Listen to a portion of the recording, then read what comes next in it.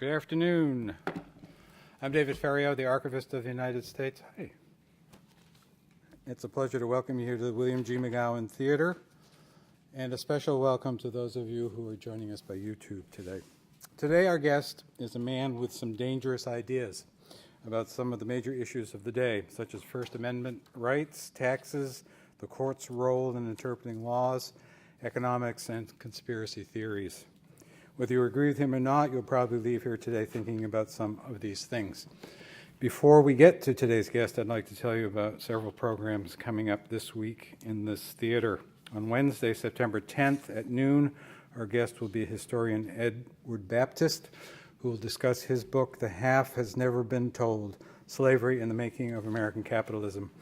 In his book, Baptist discusses how the expansion of slavery in the earliest decades of this nation drove the evolution and modernization of the United States. The South grew to become a cotton empire, and the United States grew into a modern industrial and capitalist economy, trying to find ways to make slavery more profitable. A book signing will follow this program. And on Friday, September 12th at noon, our guest will be Lynn Cheney, former chair of the National Endowment for the Humanities. She will discuss her latest book, James Madison, A Life Reconsidered.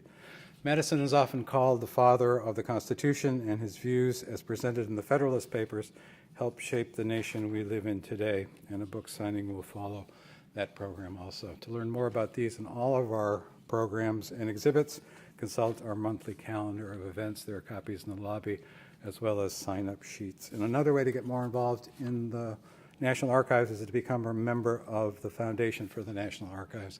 The Foundation supports all of our exhibit and program activities, and there are applications for membership also in the lobby. Cass Sunstein is the Robert Walmsley University Professor and Director of the Program on Behavioral Economics and Public Policy at the Harvard Law School. After a distinguished career at the University of Chicago in both the Political Science Department and Law School, Cass was nominated to head the White House Office of Information and Regulatory Affairs, OIRA. Nominated in January 2009 and finally confirmed in September of that year.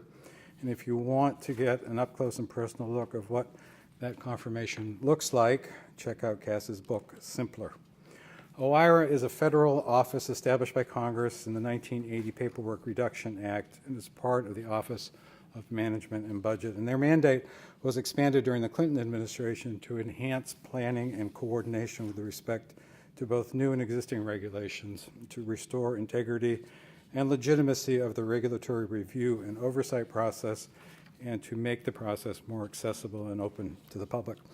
And it is accessibility and openness which was the hallmark of Cass's time at OIRA, supporting this administration's concerted efforts to promote transparency and open government. On a personal note, Cass was one of the first people in the administration I met with as I was preparing for my own confirmation hearing. He clearly saw the National Archives as a player in the administration's open government initiative and as the guiding force behind the President's memorandum on records management, which makes the point that you can't have open government with good records. Cass left his OIRA position in 2012 to return to teaching and research at Harvard, and last August was tapped by President Obama to serve on the Review Group on Intelligence and Communications Technology. Cass is a prolific author. After the Rights Revolution, Risk and Reason Knowledge, Republic.com 2.0, Worst Case Scenarios, Nudge, Improving Decisions About Health, Wealth, and Happiness, On Rumors, How Falsehoods Spread, Why We Believe Them, What Can Be Done, what can be done. Simpler, where Cass shares the three most important things he learned during his time in the White House, and now Conspiracy Theories and Other Dangerous Ideas. Described by Glenn Beck as the most dangerous man in America, Cass's new book is a compilation of 11 controversial thought pieces published in academic journals, which earned him that title.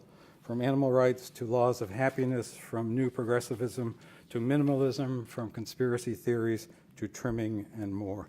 Ladies and gentlemen, please welcome Cass Sunstein.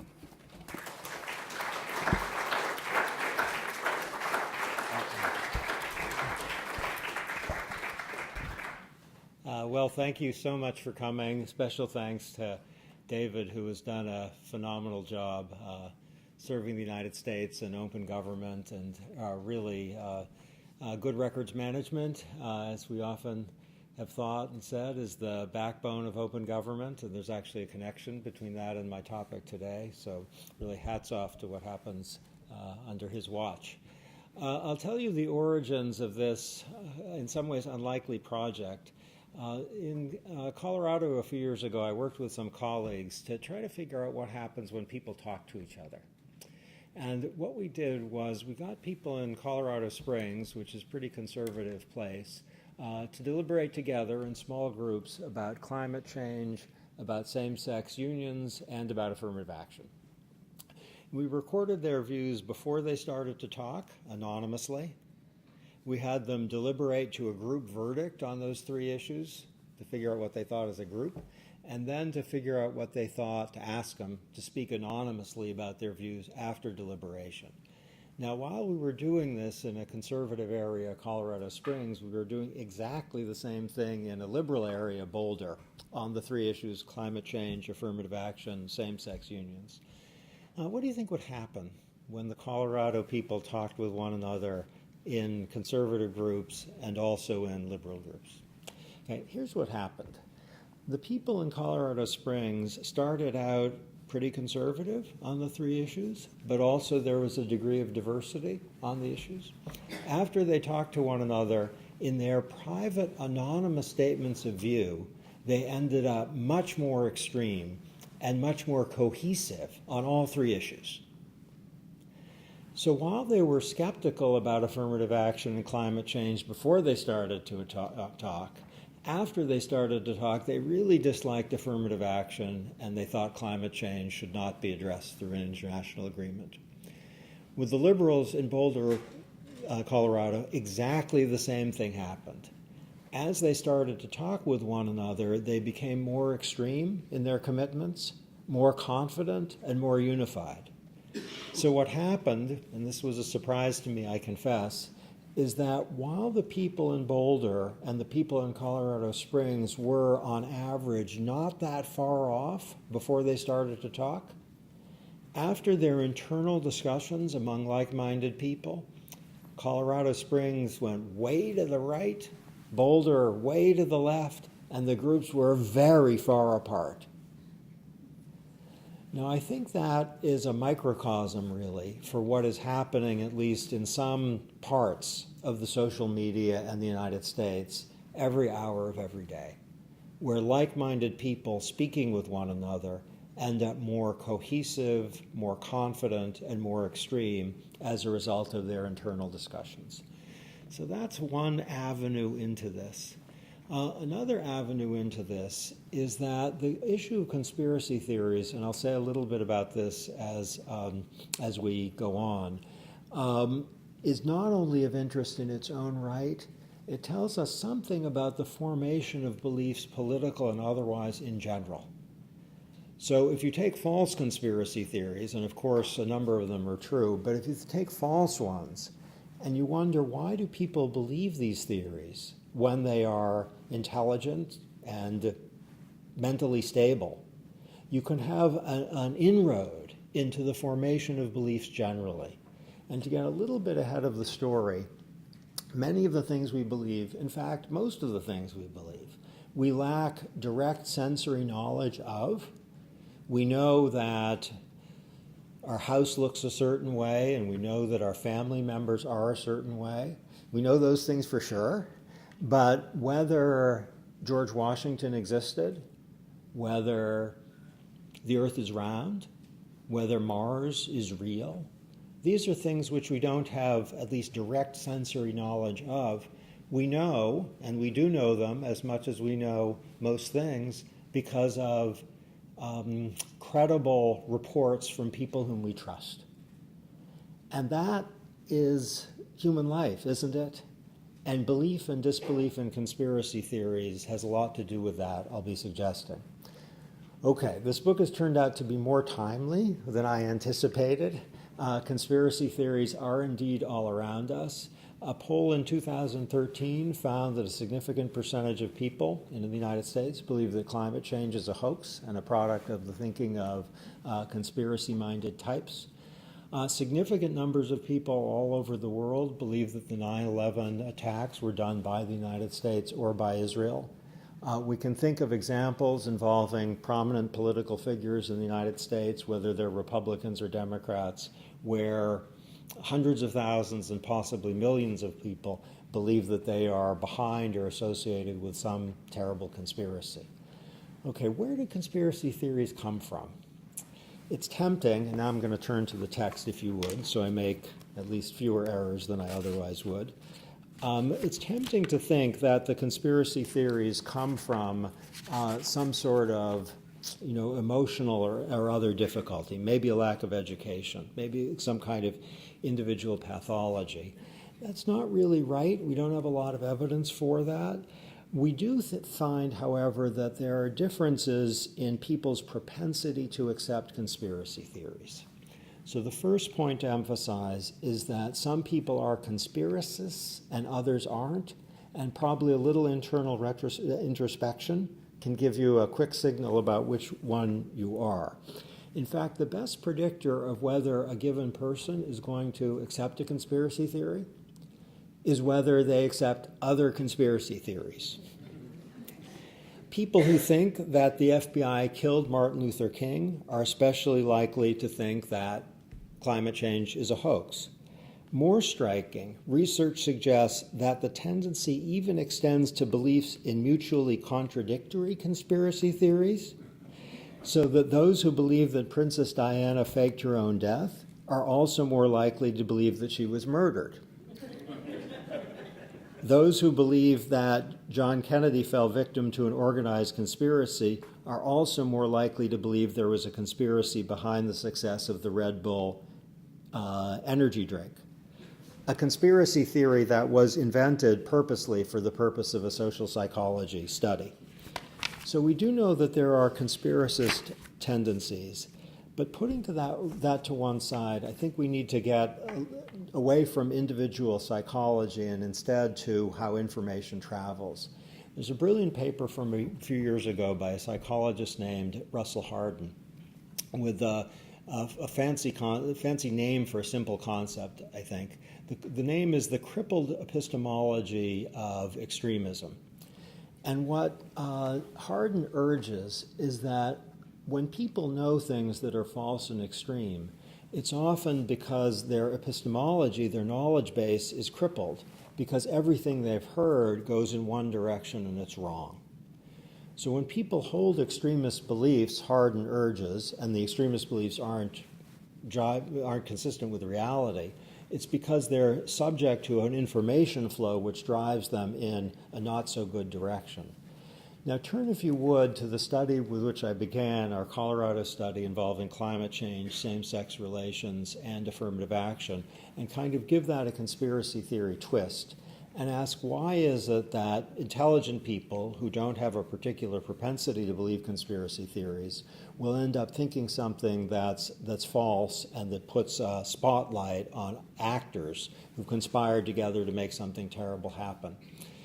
Okay, they are often subject to this phenomenon of group polarization, which is what happened in Colorado, which itself has two mechanisms behind it.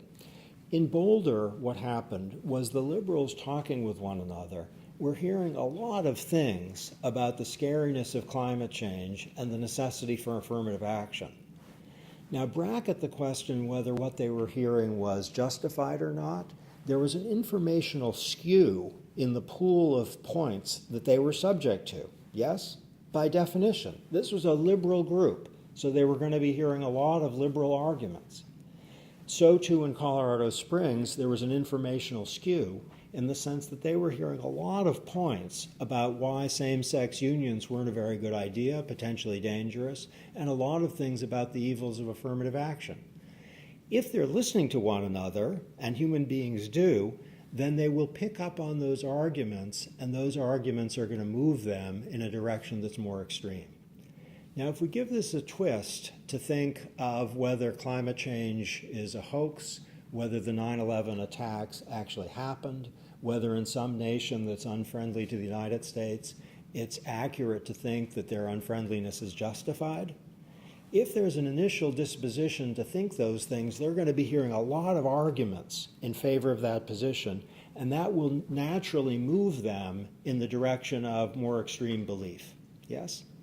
So this is basically an informational account of how conspiracy theories spread. I want to add 2 wrinkles to the informational account, which is about group polarization, how people move toward a more extreme point in line with their initial tendency. And the first of these has to do with people's concern for their own reputation. If you're in a group of people who are interacting with one another, especially in person, but potentially online also, you want to have a good reputation.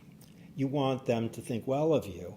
And if the position in the group is pushing hard in direction of hostility toward powerful actors, let's say, that suggesting agreement with that dominant tendency is going to be consistent with your reputational concern, and putting pressure on the dominant opinion in the group is going to weaken your position within the group, won't it?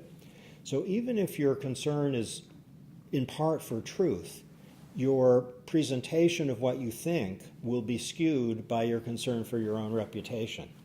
Now, there's a kind of psychological kicker here that I think puts the reputational point in bold letters.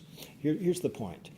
If you're talking to someone and they agree with you, you will typically think that they are more likable and more intelligent than you did before they agreed with you. There's another that's a little more devastating, I think, about the potential consequences of social interaction. That is, if that person agrees with you, not only do you think that they're more likable and intelligent than you did before, you think that you yourself are more intelligent and likable than you did before. Now that suggests that the social interaction, in person and online, can push people in direction of agreement with a dominant tendency with a group, even if their initial disposition is skeptical, and it can lead a group toward commitment to conspiracist thinking. Okay, here's the third point behind the group polarization phenomenon that I'm describing. Within any interaction, if people are asked their opinion on some issue that's technical and complicated, whether it's what brought down an airliner or what nation is responsible for what bad thing, they will often speak, if they're not specialists, with a degree of tentativeness. They'll move to humility.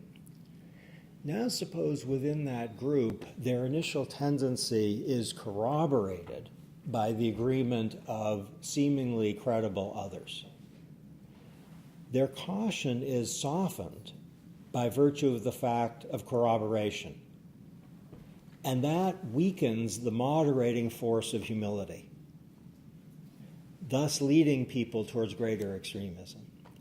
So my first suggestion is that conspiracist thinking often is heightened as a result of the group polarization phenomenon that we saw in Boulder and Colorado Springs and all over the world when people are developing a commitment to a belief that actually lacks credibility. It's because objective credibility. It's because like-minded people are talking to one another and stirring each other up. Okay, there's another phenomenon that is related but distinct, and it also has a kind of complicated name. The name is an informational cascade. And here's how the idea works. Suppose you have a group of people who are talking with one another, and they're in a kind of temporal queue, that is, they're speaking in sequence. And let's suppose that the first person in the group suggests a commitment to some fact. Let's say that there's a hoax behind conspiracy theory or that some terrible deed was done by the United Kingdom. The second person in the queue then has a choice. Do you agree with the person or not?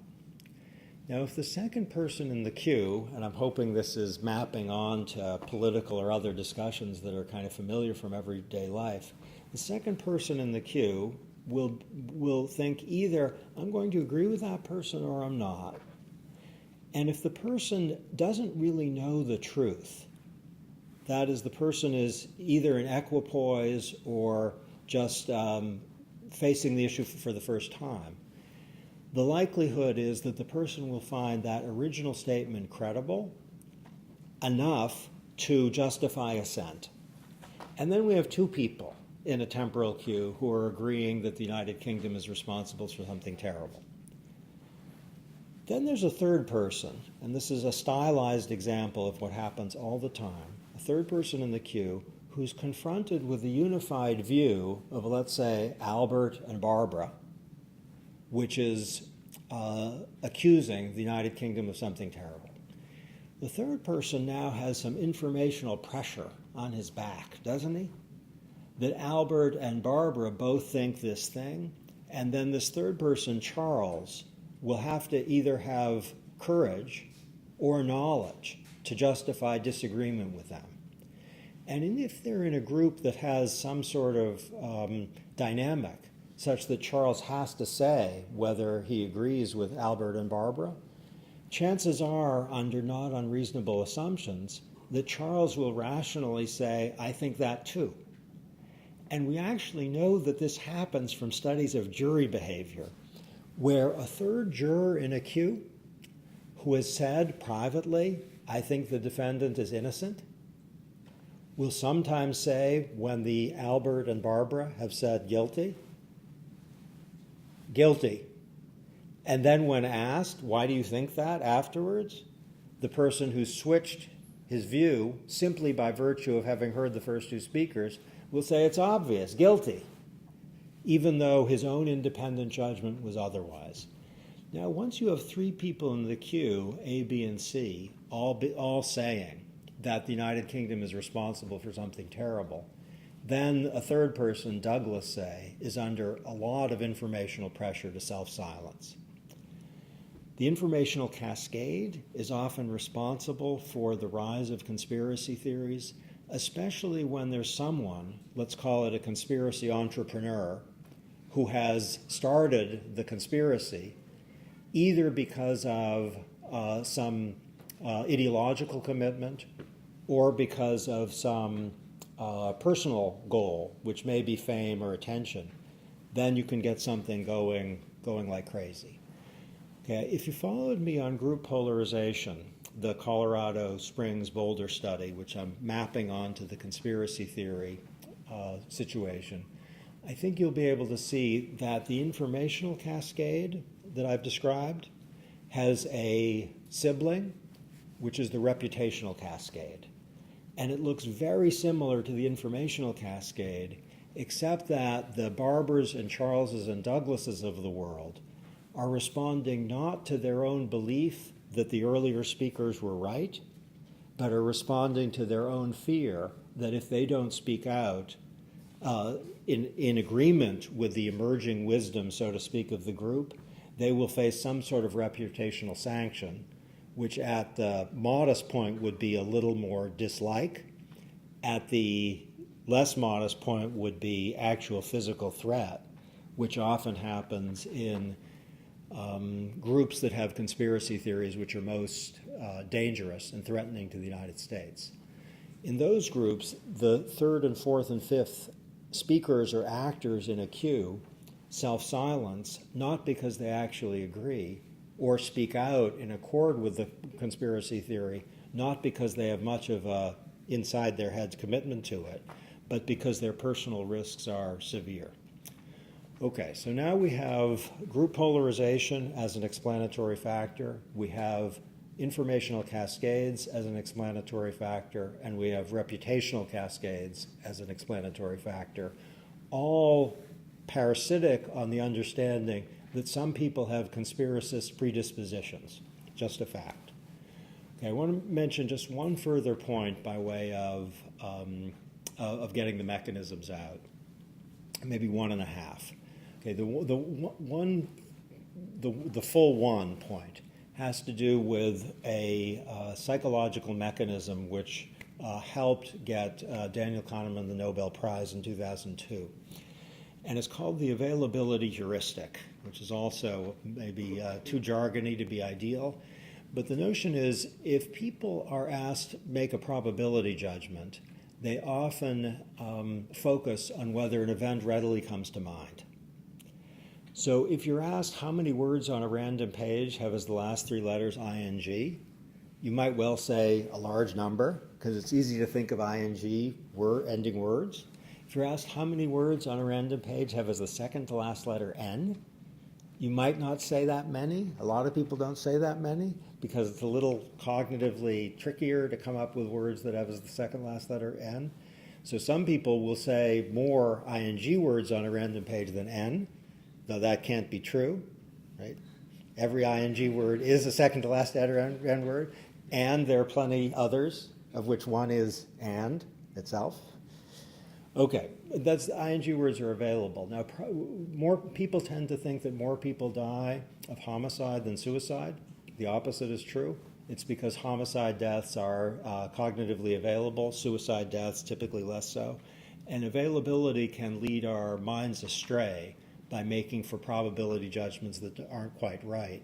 And the salience of a widely publicized event can kind of drive the mind in particular directions.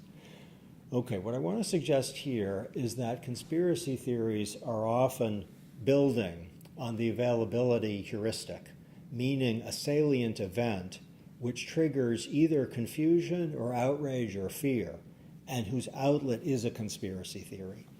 So if you have something terrible that's happened, either through human action or through random events, then the fixation on that thing needs an outlet, which is often an explanation. And that can initiate the process of informational or reputational cascades. A little footnote referring to the fact that often the terrible events that generate conspiracy theories really do have a randomness behind them. The author of a book called, a graphic novel called Watchmen, named Alan Moore.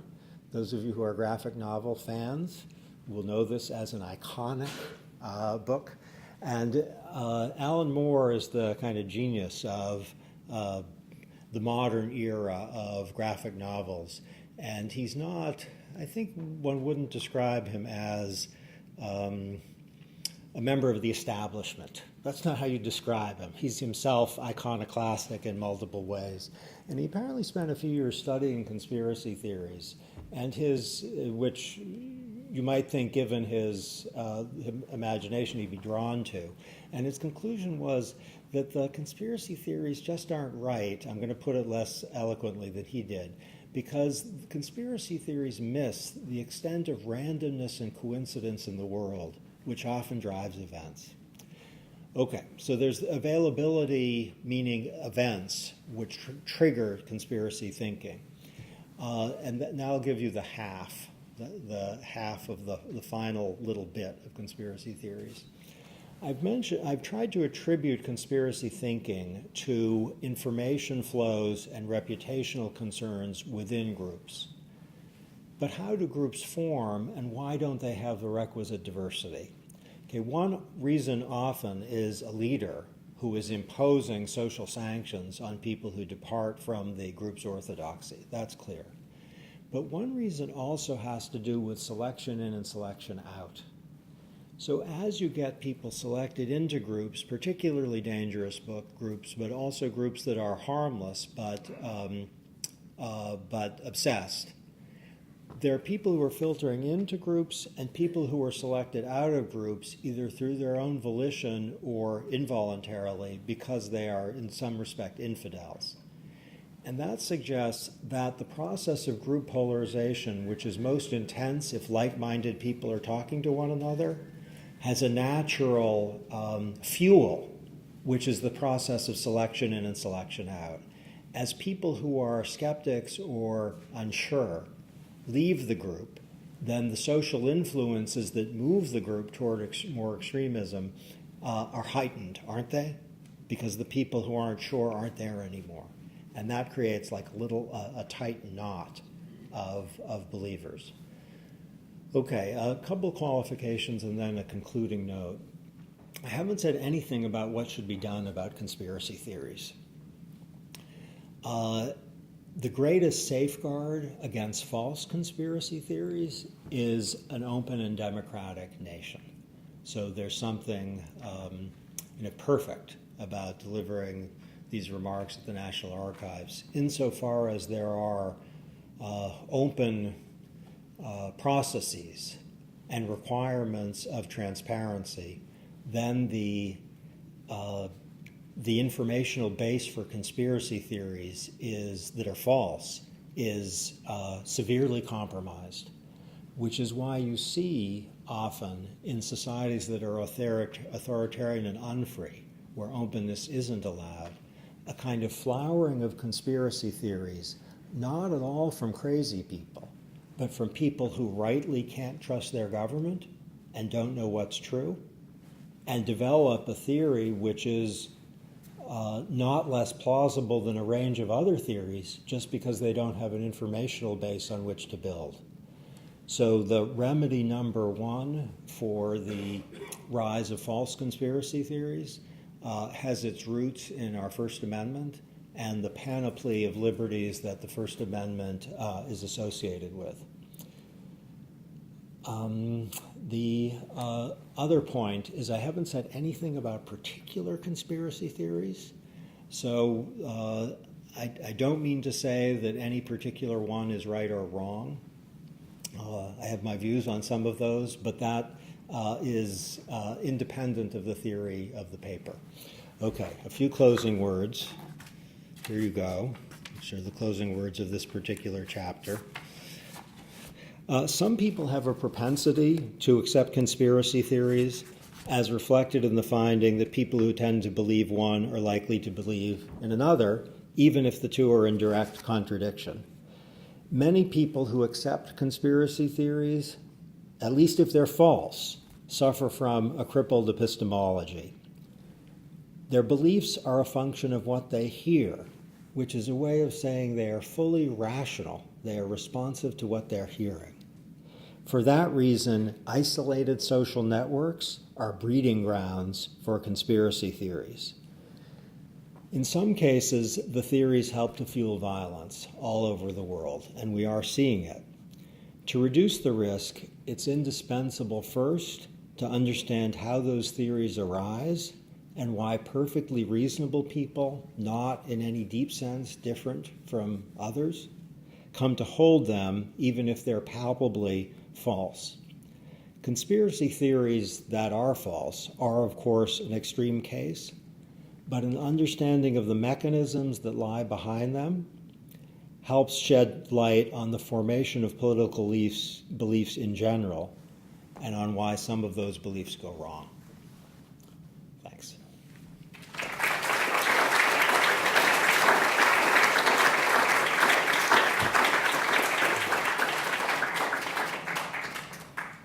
So questions and comments. So my name's Jim Lowen. I wrote a book called Lies My Teacher Told Me, which is an analysis of American history textbooks. And I've read more of them than any other living person. A stupid Bless career you. choice. Bless you. And I suggest to you, I got a suggestion and then I have a question. My suggestion is that our high school history textbooks are a good petri dish to breed conspiracy thinking, because they pretty much eschew any discussion of causation. And so things just kind of happen one after another, and certainly the government is never responsible for anything bad, and therefore there's no solid thinking that goes on in response to these textbooks. And social studies and history in high school become they're always the least liked course in every survey in the country, and they seem to have no relevance to the present, and they have no corrective influence, therefore, toward the kind of thinking that might dispel untoward acceptance of conspiracy theories. Just something for you to think about. My question is, isn't the unqualified rejection of conspiracy theories just as simple-minded as their unqualified acceptance? And this gets to then aren't there at least a couple of conspiracy theories that we all should be thinking about seriously and maybe believing? Well, I don't know if I'd say equivalence, but I do agree that an unqualified rejection of conspiracy theories would be evidence-free thinking. So everything depends on evidence. Watergate was a conspiracy. So it would be that's an easy one because we accept that. But I submit that a couple of ones that we don't accept as a nation, at least as a government, such as perhaps the single-person murder of Kennedy followed by the single-person murder of Oswald, or the single-person murder of Martin Luther King followed by that person from rural Arkansas's successful emigration to England and Belgium and so on, that those are maybe things that we all should be thinking about. I want to bracket the particular ones, but say something that bears on your obvious knowledge of at least some of the examples you described. One thing I've noticed that's been fascinating to me in talking about this book is that the people who believe in conspiracy theories, whether or not they're warranted in the facts, so we're bracketing that, tend to be extremely knowledgeable. They are information rich. Mm-hmm. So the people who've come to me with, let's say, plausible conspiracy theories and also truly bizarre conspiracy theories, they have a lot of information. So to argue, for anyone in this room to argue with them on the merits would be challenging. Not just because they're zealous. In fact, not mostly because they're zealous, because they know so much. And that's connected, isn't it, with the thesis about the rise of conspiracy theories. So the focus of the remarks were on false conspiracy theories and how they arise, but of course there are true ones. I mean, some of the worst events in the 20th century are associated with conspiracy theories that are rooted in something that actually happened. I'm going to leave, but I do feel a little bit strange for being dismissed for having known too much. But that's no, I didn't. I apologize if that was the. I wasn't talking about you in particular, and I tried to emphasize that you're right. Some conspiracy theories are true, and people who propagate them, the true ones, they know a lot.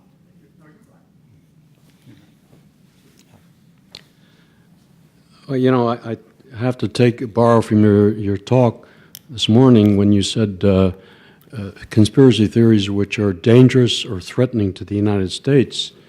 You once co-authored a paper in which you advocated infiltrating the 9/11 truth movement. And as you stated correctly, there are thousands of people in this country and around the world, many thousands, who don't believe the official story of what happened on September 11th. Even the 9/11 Commission stated that they were misled by the government. My question to you is, do you still believe what you stated there? And to me, it's difficult to understand how you could, in your book, Why Societies Need Dissent, and yet you called for the need to infiltrate the 9/11 truth movement. Did you, while you were in the government, the Obama administration, did you endeavor to carry out that effort? Okay, so none of the academic writing I did on these topics had any connection with my work in the government. So my work in the government was on openness and transparency in part. It was a lot on paperwork reduction, and it was a lot on cost-benefit analysis. So that was my work in government. This sort of thing was not related. These issues we're now discussing not related in any way. I'll tell you what I think about the question you raise. The term my co-author and I used, and it's in this book also, cognitive infiltration, is not one I'm really excited about. I don't think it was a happy term, but the idea is more innocuous, I think, than some readers have understood it. The way I understood it as in this book and in the article is if you have people outside the United States, and that's the focus, who are threatening to kill us, who believe things that are false and dangerous, then it's appropriate, just as it is domestically, to correct the record, either by having the United States itself directly correct the record, or by the United States working with people in those countries who know the truth and who correct the record. So what Justice Brandeis said in context of our First Amendment law was the remedy for falsehood is more speech, not enforced silence. And the idea basically is more speech in isolated social networks. They're getting very stirred up in a way that's potentially damaging to the United States. Now this, as I say, this idea is has zero relationship to my Paperwork Reduction Act cost-benefit analysis job in the government.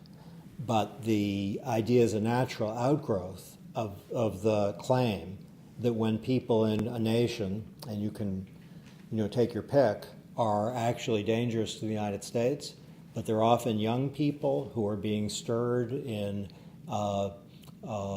most unfortunate directions for them and for their people in their country. It's a good idea to help them see that what they're being told isn't actually true. And if you look at some of the threats the United States is facing now, and this is taking me afield from my areas of expertise, but some of the threats that the United States is facing now, to try to make sure that the threat doesn't grow. And when it grows often on the basis not only of intense emotions, but also of false beliefs about our nation. That's to cultivate friends rather than enemies, to try to turn the latter into the former. That's one of the things that free nations make themselves safer by doing.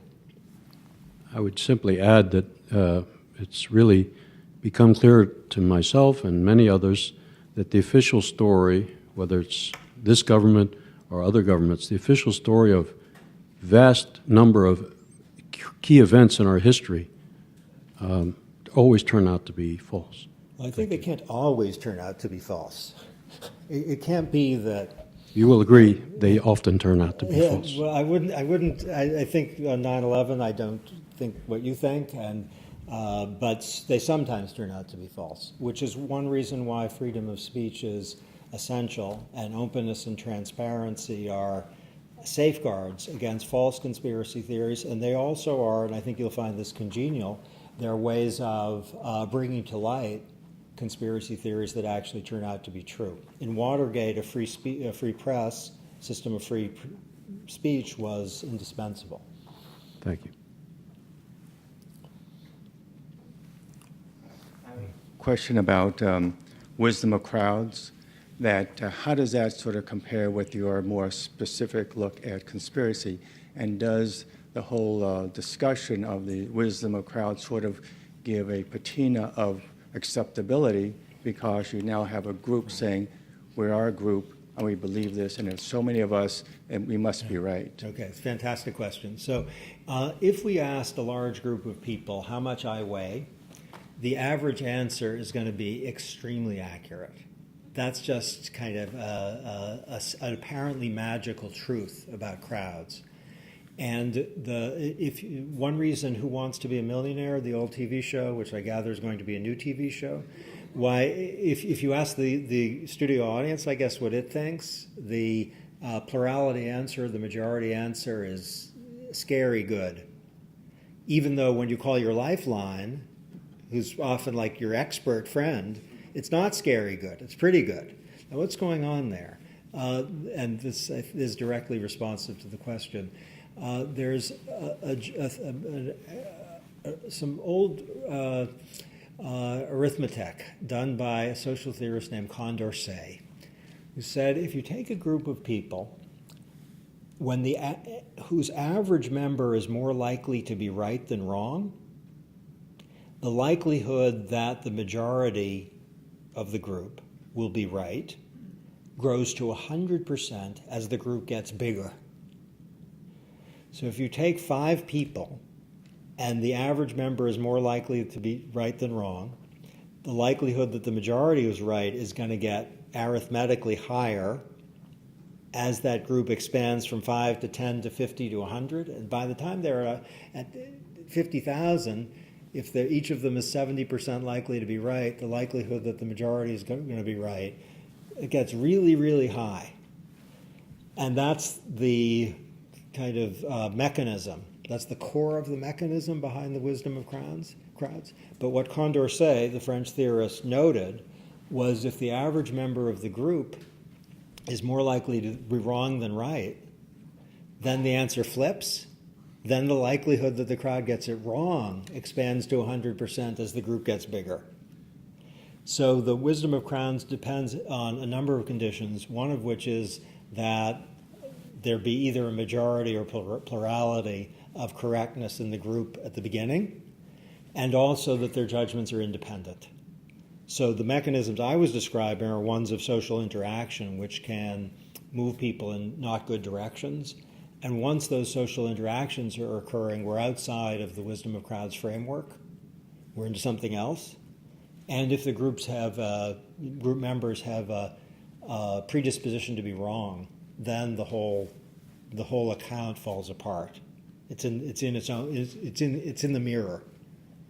So if you have a group of people who are likely to make a mistake about whether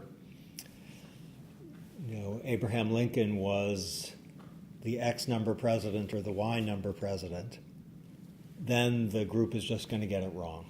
So the words "the wisdom of crowds" it's a very gripping term, but it's misleading because the mechanism behind crowd wisdom works only on the basis of specified assumptions.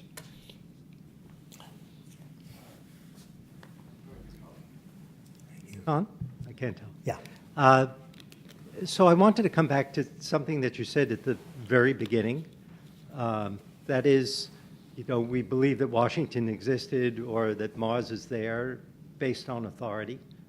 And I would like to say that my feeling now is that there is tremendous cynicism about authority. I'm a physician scientist, and I can tell you over and over again, I hear people with real knowledge and authority speaking out on a subject, and then I hear people who've searched the internet speaking out on the subject. And when the arguments are presented in public, the person who has internet credentials is given as much credence as somebody who spent their life studying the subject. And people do not respect authority anymore the way they used to. And I think this has a huge impact on the development of conspiracy ideas. They feed on ignorance.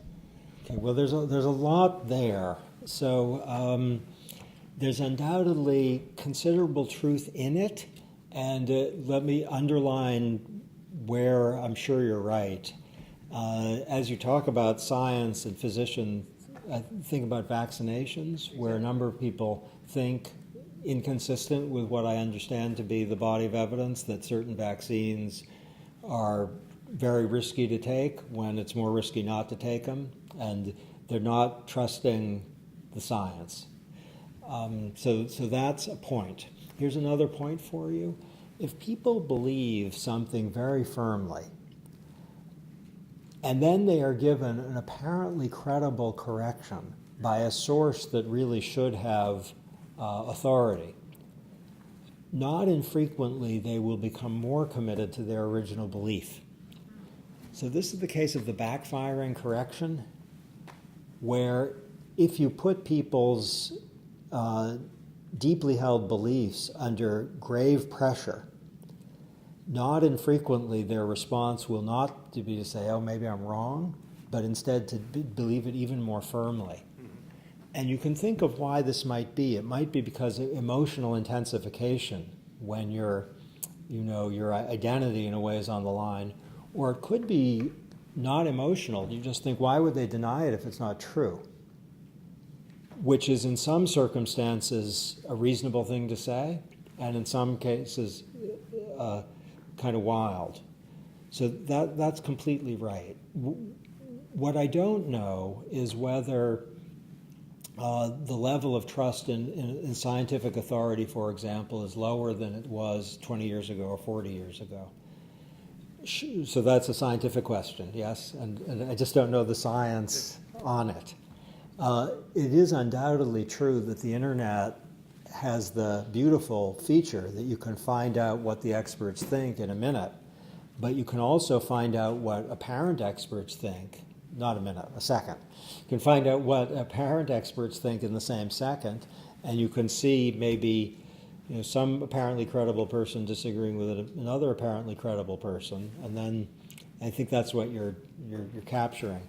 And from the standpoint of the disbeliever and, let's say, the true authority, probably they are, in many cases, just being rational, given what they know. So it's very connected with the account I'm giving of conspiracy theories. They're not experts in some scientific question, and then they read this and they read that, and both seem good. And it may be that their prior commitment or something that is emotionally satisfying.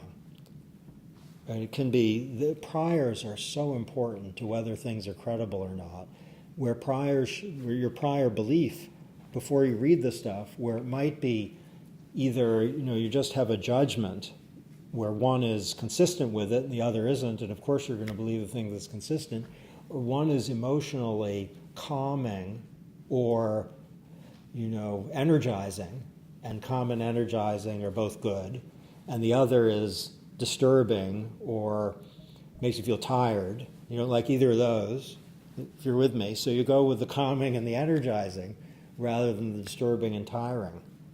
And that's more a motivated response, and you're undoubtedly right. Now, what I don't know, is the trend lines on these things. And it is true that we can think of cases, vaccination is one, where among a non-trivial percentage of our fellow citizens, the belief in the scientific experts is weak. And whether it's an anecdote or a generalized distrust that's driving their disbelief, that one's literally dangerous, not in the same sense that we were discussing with people who want to do harm to Americans, but they're not protecting their children. Yeah. Well, your academic analysis is impressive, but it's where analysis meets policy that is really important. And we've lost trust in this country. All the polls show that people trust government less and less all the time.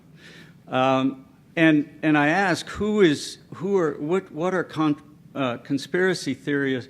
Who is in danger by, for example, a quest by a conspiracy theory group for the truth, when secrecy has become standard to the far greater extent than ever before in government?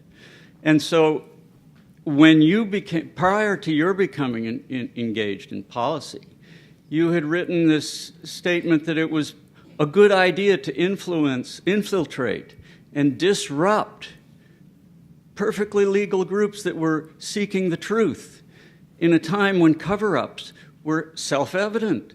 I mean, there was no investigation, and as a matter of fact, the brakes were put on an investigation of 9/11 for 14 months until the widows forced the door open. And then they tried to put Kissinger in, a known war criminal who had to get out of it because... What did they try to put Kissinger in?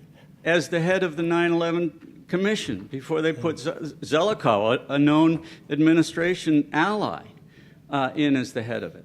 So, yes, we've lost trust, and so we come up with theories as to what really happened because secrets are being kept. Now, you were then put into a policy position the information and regulatory affairs thing. Information is critical, right? And yet information is what has been hidden, and disruption of perfectly good groups looking for information and truth was something that you proposed. Is it true that you're on the board or related to the NSA in some way? No, I just recently read that. I was on the President's Review Group on the surveillance, where we did a report which is publicly available. Okay, so, I mean, you know what we all think about the NSA these days. Not a great deal of credibility there and a lot of secrecy. So, I'm kind of upset about your thing. I hear you didn't like my previous article so much. Yeah, well, I'm skeptical of your whole, the idea that conspiracies are dangerous. Conspiracy theories are dangerous. The question is to who? To the status quo, to the current situation, which is imperialist, which is militaristic, all over the world, including in Gaza. I mean, we look at this stuff and we say, who are these people that are ruling us? Okay, so the probably most important thing about American democracy is freedom of speech. So, the kind of democratic thrust of your question, I completely endorse. In terms of what the concrete concern is, I think your concrete concern is secrecy. And I wouldn't say what you did about there being more secrecy now than ever. I'm not sure there's a metric in accordance with which that's true. But the idea that there should be less secrecy in important areas than there has been, completely with you on that. And if you read the report of the NSA Review Group, I was one of 5 members, that's actually a principal theme. So there's a big plea for much more disclosure of much more stuff in that context than there had been before. So the connection between suspicion and secrecy, you're completely right on that. Okay, one more? One more because of time, not because of sensitivity. Yes. Now, on this whole internet thing and Google and everything else, what is your opinion? Does this enormous amount of information that's available to all of us, does that lead to either more conspiracy theories or less because of all the openness and all the information? I don't think we have data on that. Probably a reasonable speculation is that false conspiracy theories, and I think that's what you're thinking of, false conspiracy theories are more readily corrected, and so a number of people who would be prone to believe them just don't, whereas false conspiracy theories are available and people who are prone to believe them can find evidentiary base. So I don't want to speculate without the data. I do want to underline the point the previous questioner asked, which is it isn't right to say conspiracy theories are dangerous, period. That would not be true. Conspiracy theories can be dangerous if they are part and parcel of an effort to protect in quotes, kids from getting medicines that they need, or if they're part of an effort to stir people up to violent acts. On the trend lines with respect to the internet, I think we're going to know a lot more in the next 5 years, both because we'll have more data and we studied better. But the great promise is that corrections are easy to get. But there are credulous people who won't believe the corrections. I think I'm being given the signal to thank you all, and thanks for coming.